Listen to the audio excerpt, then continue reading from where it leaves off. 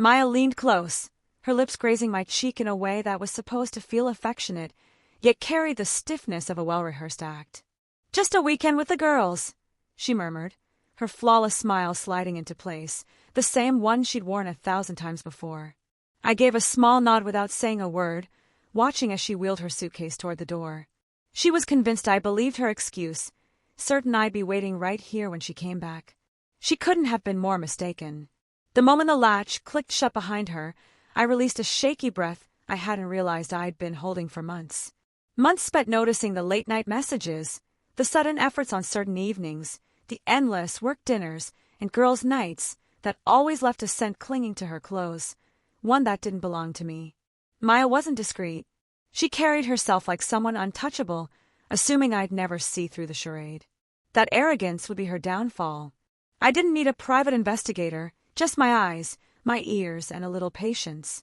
I knew exactly where she was going. Not to some lakeside cabin with friends, but to a luxury hotel 2 states away with him.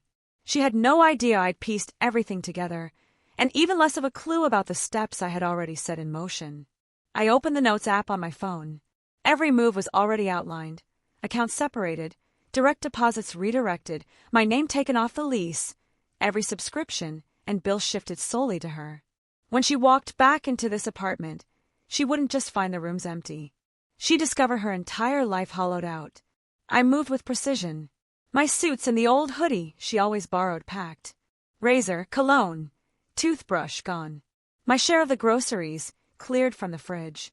Half the furniture, the TV, the game console, even the coffee maker she swore she couldn't live without, all removed.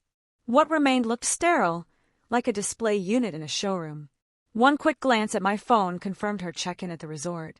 Oblivious, clueless, her perfect little bubble was about to burst. I placed my apartment key on the counter, scanned the room one last time, and stepped out. No dramatic note, no final words, just silence. She had wagered on my loyalty and lost.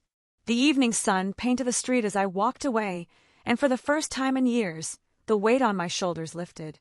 This wasn't a reckless escape. It was a clean, deliberate severing. That key on the counter was the final thread cut. Nothing remained for her to trace. From the driver's seat, I looked at the building once more.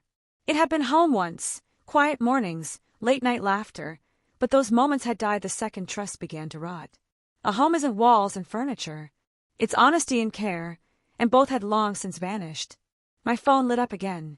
Maya's name appeared, her location still showing at the resort. I could almost picture her there, cocktail in hand, lounging by the pool, texting him under the table while pretending she still held me captive. But that leash had been severed. The drive to my new apartment felt like shedding a second skin. A small, bright one-bedroom, mine alone. The lease carried only my name. The key felt cool in my palm, like a promise to myself. Later, as I unpacked the last box, my phone buzzed. A message from Maya. Miss you already. Hope you're enjoying your weekend. Can't wait to see you when I get back. Hugs and kisses. A quiet laugh slipped from me. The audacity. She truly believed her act was intact, that I remained blissfully unaware. I didn't reply. I didn't need to. Reality was already racing toward her doorstep. I switched the phone off, poured myself a drink, and sank into the couch, more at peace than I'd been in years. Days later, when Maya returned, she rolled her suitcase through the door, still glowing from her so-called girls' trip. She didn't look up at first, her thumbs tapping a message, but then froze midward.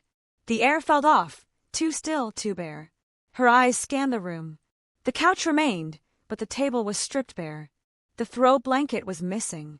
No framed photos, no scent of my cologne. A nervous laugh slipped from her throat as she hurried to the bedroom. "Nathan," she called, half expecting me to appear in the doorway. Silence. The closet was nearly empty. My shirts, jeans, running shoes, all gone. Drawers bare. The bathroom shelf stripped of everything that was mine. Even the framed photos had vanished. Panic clawed at her chest as she fumbled with her phone. No messages. No missed calls. She dialed my number. 1 ring, 2 voicemail. She tried again. Straight to voicemail. Her heartbeat roared in her ears as she searched for anything bearing my name. Mail, paperwork, documents. Nothing. I hadn't simply left. I had erased myself. The apartment felt foreign now, like a stranger space. She scrolled through our old texts. The last one from me. Need anything from the store? So ordinary. So safe.